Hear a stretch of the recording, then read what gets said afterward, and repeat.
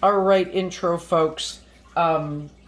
So A-Day people, we didn't get a chance to start doing any of the rest of the sheet. We got this far the last time I saw you, and since we are home now, what I wanted to do was just show you how to keep going on this. Since our B-Day folks got a little bit more work in on this. So all of you guys, A-Day, B-Day, you can certainly go back through this. A lot of you did a lot of good work in class today when I saw you Wednesday. So let me just go through this because I want to demonstrate to you about stippling, hatching, and cross-hatching and just give you some advice. So if you did bring your sheets home, you can keep going on this, which would be excellent. Hopefully you got this part done. You got the gradient done. I've got the pencils listed for you, and also a reminder that these are the darker pencils, these are the lighter pencils, okay? Now, we're gonna do this with just drawing pencils. Our first thing here, and there is a video on here for you to look at, and we talked in here, this is called stippling. So just know that you're gonna make everybody in your household crazy when you do this, because to stipple means you're putting dots on things. And it means you're gonna make a sound when you go to do the stippling. It's fine. And what we're gonna do, I'm gonna do kind of like a brief-ish version of this, but we still want it to go dark to light. So for us to have dots and have them be darker, they're going to have to be really close together. Okay, so you're like mushing them all together, which means this probably is going to take you a little bit of time. Stippling, you got to be really, really patient with, and just sort of go through here and just fill this in. Now, what's going to happen is I would spend a bunch of time just in this very first section, just making sure you have less background and more dots. And then as you get further along here, as you move down, the dots are going to spread out. Turn around. And I'm using my 6B pencil because the 6B is nice and soft, so it's easier to make a mark on the page.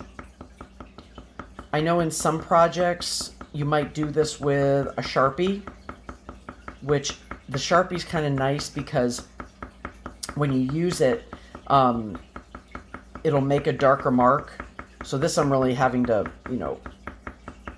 make a really intense mark here just using a pencil, okay? But as I move across my value scale, what I want to do is start spreading the dots out, because the further apart they are, the lighter it starts to get. And like I said, I'm doing a really abridged version of this because you don't want to sit here and watch me dot this whole thing. But really close together over here, because we're still over here where we want it to be darker. Start to spread them out over here, and they'll get lighter. All right, so we're just going to keep going, keep going, keep going. More dots, more dots. And then eventually, by the time you get over here, they should be pretty sparse. There's going to be more background space, less dots. All right. Now, hatching. When we're going to hatch something, not like an egg, but we looked at this in the video, and again, those videos are posted for you so you can look. Hatching means that we're going to do lines, and we want to do parallel lines right next to each other. Just like this, if we have more lines and less empty space, it's going to look much darker. Much, much, much darker. And then as we move across, we can spread our lines out to get a lighter look. Okay? And again, I'm only going halfway because you don't want to watch me do this whole thing. Okay? So, and you can sort of measure it. Like if you look and find out, geez, these guys all look the same, then come back in here and add more lines to it so that you can deepen up this side more. as it starts to get lighter going this way. Okay, so this is going to be hatching. Cross hatching is a lot like what it sounds, meaning that we're going to cross the lines to get a little bit more texture. So I would start off the same way. Go ahead and do your hatching, your first set of lines. It's okay if you do some that are a little bit closer together here. Okay, and then let them spread out. But then we want to cross them. So to make my life easier, I'm going to turn my paper. And I'm going to start my crossed lines this way. And remember, we're at the darker end, so I'm going to keep them close together. And then as you start to get further into this, you can spread the lines out a little bit more.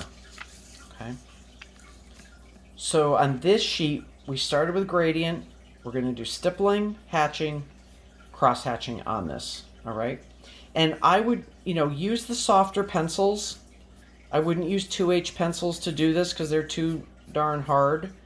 I would keep using like a 2B or an HB pencil, and you'll get a much better result on this. Okay. So hopefully you brought this sheet home with you. There is a version of it on your Google Classroom. If at home you do have a printer, you can print one out and do your best on it.